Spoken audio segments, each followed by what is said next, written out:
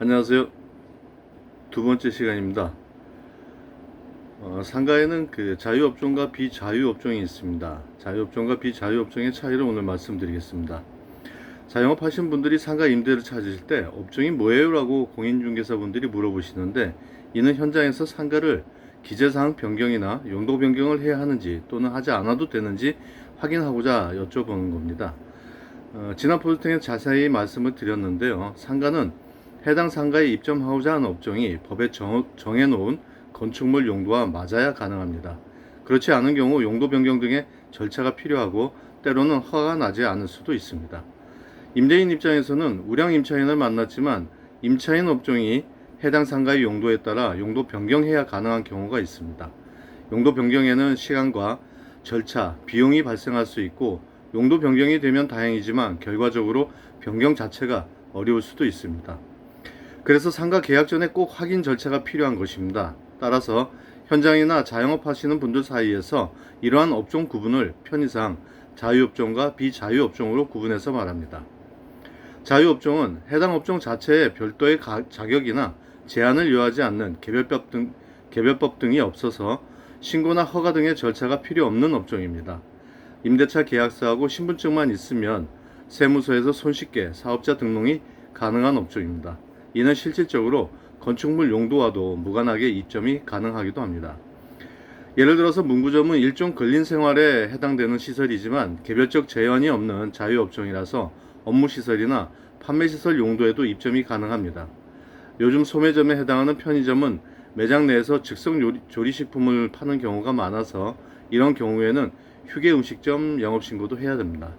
비자유업종은 자유업종과 달리 해당 업종에 따라서 관련 법이 있고 개별적인 절차를 시군, 구청 등 교육청 등에 거친 뒤 영업신고, 영업허가, 영업등록을 받아서 세무서에 사업자 등록이 가능한 업종을 말합니다. 임대차 계약서만 들고 가면 안 되고 영업과 필요한 사항들이 반드시 있는 업종입니다. 여기에는 영업허가 업종이 있습니다. 영업허가 업종은 일반적으로 여러 가지 제약 조건이나 금지 사항 등이 있는 업종으로 다만 관련 법령에 따라 적법한 절차를 통해 영업이 가능하도록 허가해 주는 업종입니다. 가장 제약이 많이 따르는 업종이라고 할 수 있습니다. 예를 들자면 단란주점, 유흥주점, 성인오락실, 신용정보업, 유료직업소개소, 총포제조업, 담배 소매업 등이 이러한 업종에 해당이 됩니다.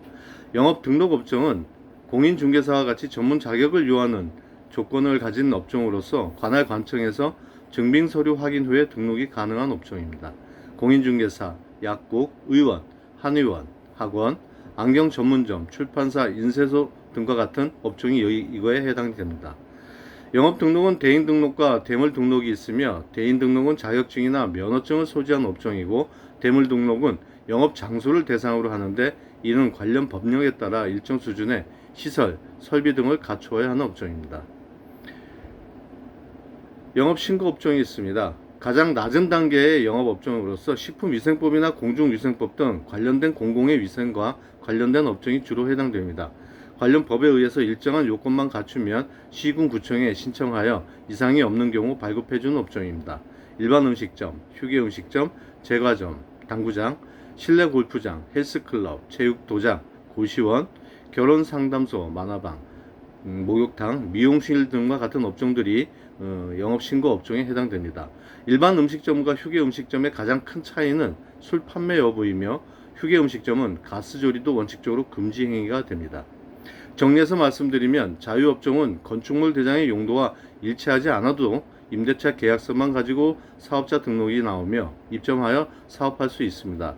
비자유업종은 사업 등록하기 전에 해당 관청이나 기관을 통해 영업신고증, 영업등록증, 허가증을 필요로 하며 이를 취득할 때 건축물의 용도가 맞아야만 가능한 업종입니다.